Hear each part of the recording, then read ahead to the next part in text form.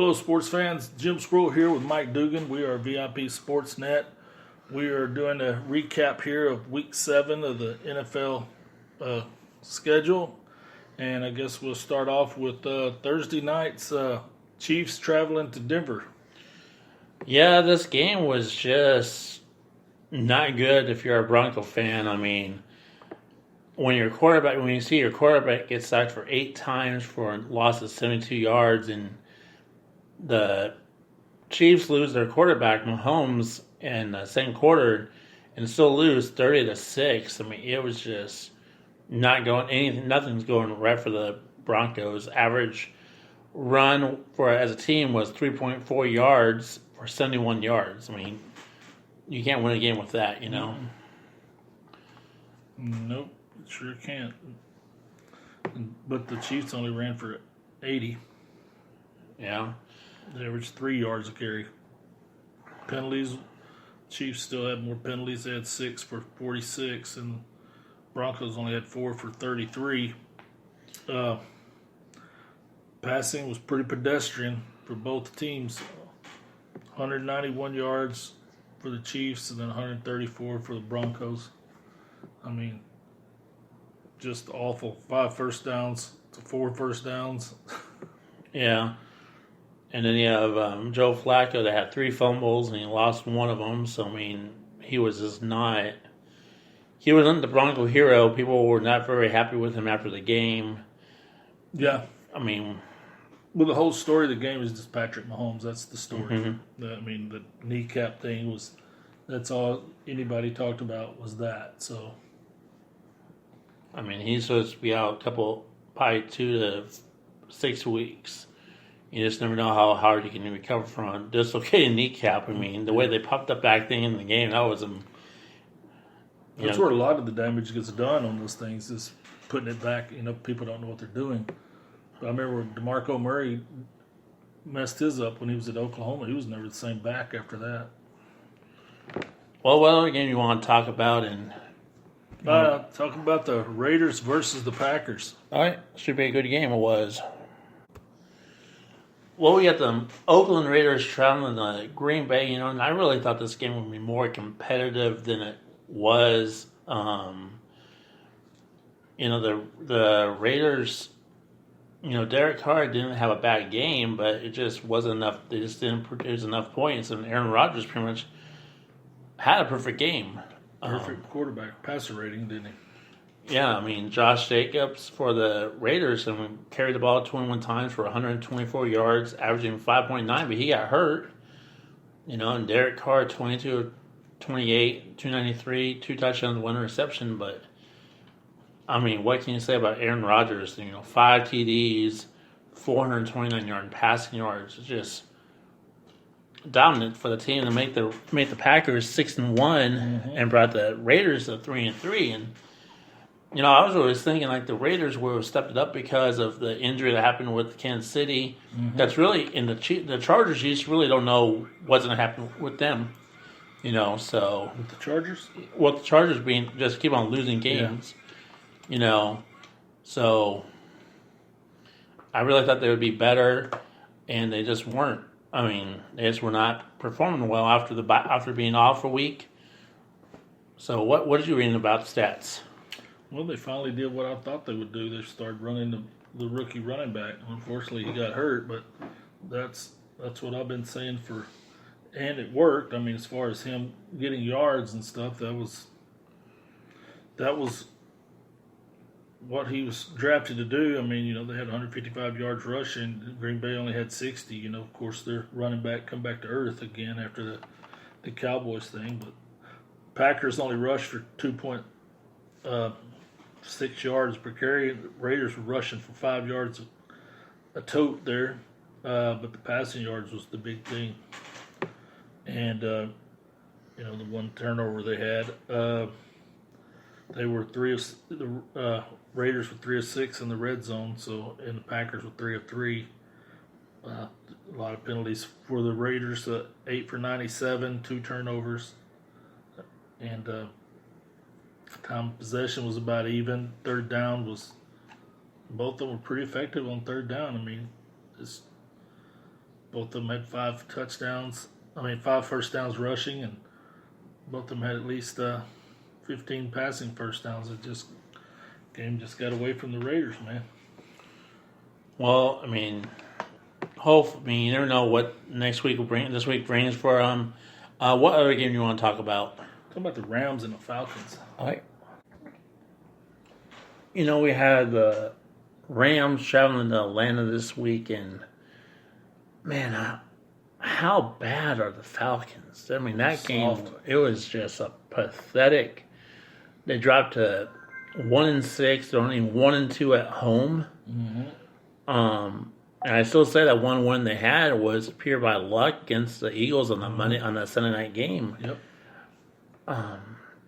You have Matt Ryan again throwing for no touchdowns again, and being sacked 5 times. Finally got hurt. And then they brought in Max Robin. He was perfect, 6 for 6, 65 yards, 1 touchdown, but too little, too late. Just the Falcons.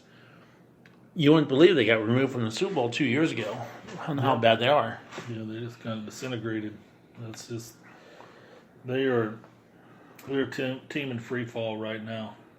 They're not good. They're soft. Their defense is they just don't have any tough-minded people out there.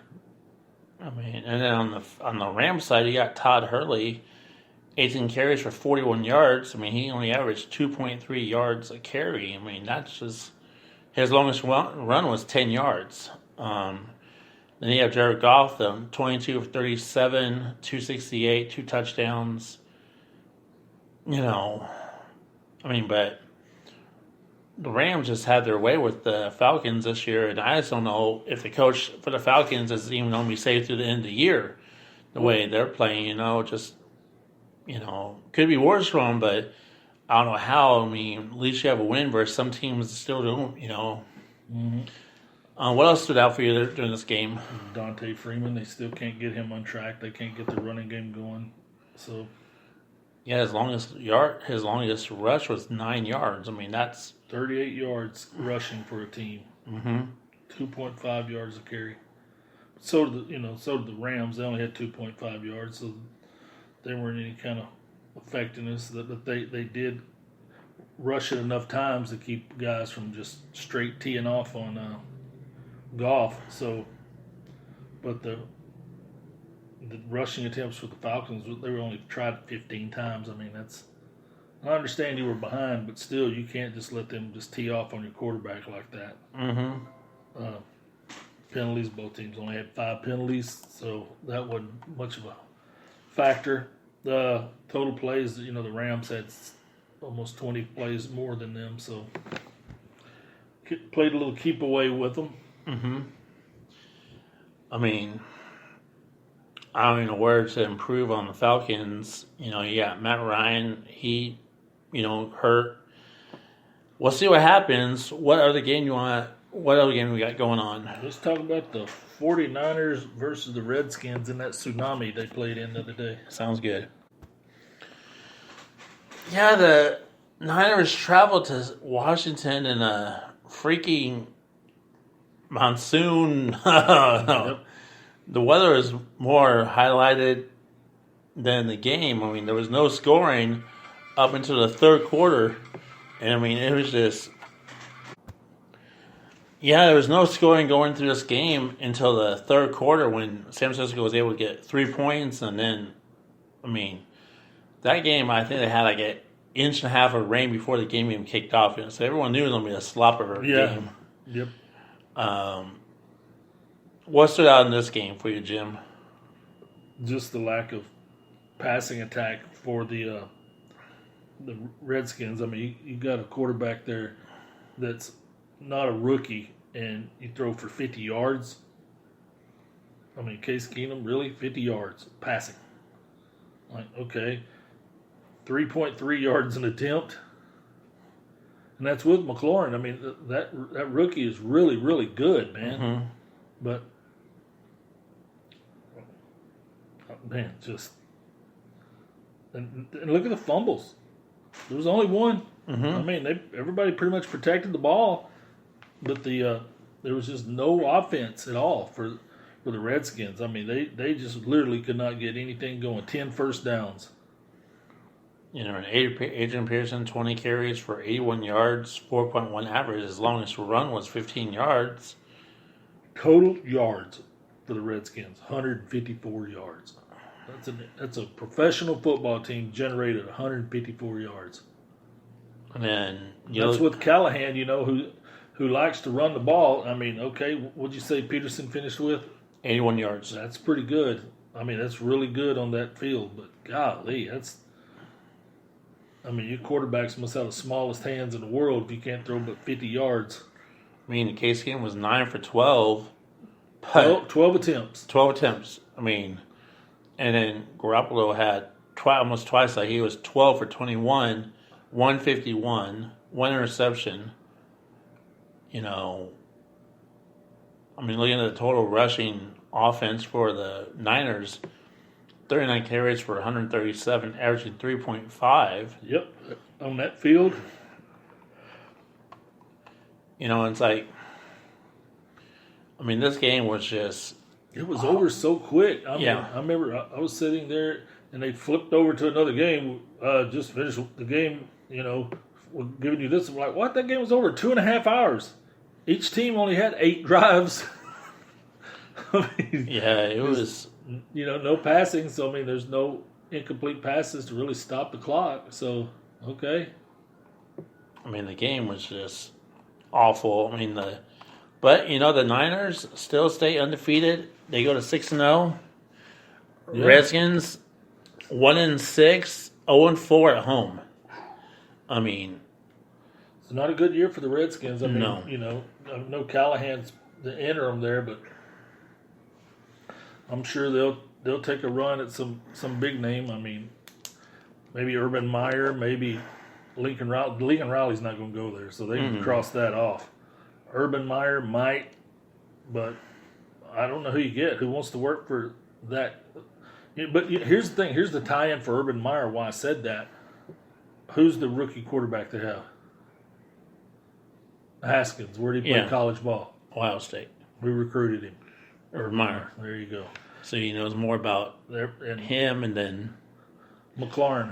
Who where did he play college ball? Ohio State. Who recruited him? Urban Meyer. There you go. But how much? You did have to pay him a pretty good to stop what he's doing. I mean, he wants to get back in. He just got shamed out of college, just before they went on probation or something. So that's his thing.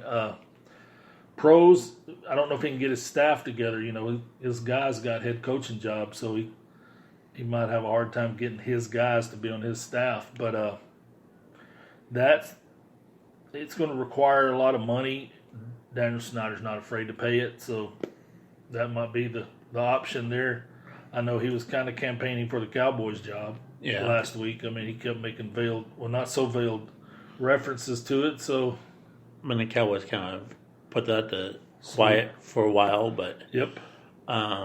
Just how you would think, you always kind of, back in your mind, you always kind of want to see the Redskins be somewhat dominant, or at least win games. Yeah, you hate to see any proud franchise like that, but since both of us live here in Dallas and we're NFC East guys, we kind of want our teams a little better than that. You don't want them laughing stocks, and right now the Redskins are one. Yeah, and that's just, and then you look at the Niners, and look how many, they're total opposite. Look how many years they suffered. Yeah, they only won 3 games last year. Think about that. The quarterback was gone, so they were reaped the harvest of high draft picks and stuff, but it helps you get better quick when you have a quarterback already in place. Yep, I mean it's already a winning season because you doubled your win projection. You already have doubled, so you can't double your winning. I mean, not just. But you like to see the Niners, just the dynasty of what the Niners have had in the past, and see them winning. And all they really do is win a couple more games, say 4 or 5 games, and they'll be playoff contention. That's already in by week 12 probably. Well, I mean, you got Seattle right there in that same division. Mm-hmm. I mean, Rams. Okay,